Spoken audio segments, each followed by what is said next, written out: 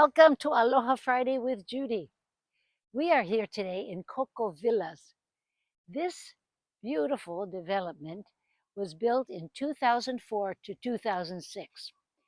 There are 70 homes here, mostly one level, and almost all 3-bedroom, 2.5-bath, except for a few of the 2-story that are 4 bedrooms.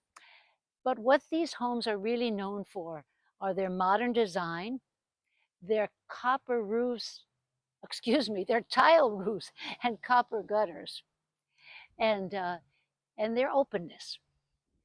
So, of these 70 homes that are here, there are 5 different models.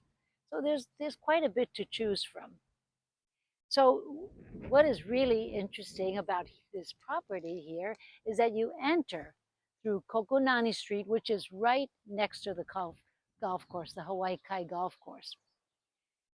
So you get to these 2 streets that are very quiet cul-de-sacs and enjoy everything about them.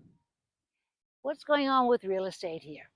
Well, right now there are actually 3 properties on the market, and that's quite a few these days. They're between 1.8 million and 2.7 million, so there's quite a variety. There's a lot to explore here, and some of it is quite unknown even to our own Hawaii Kai community.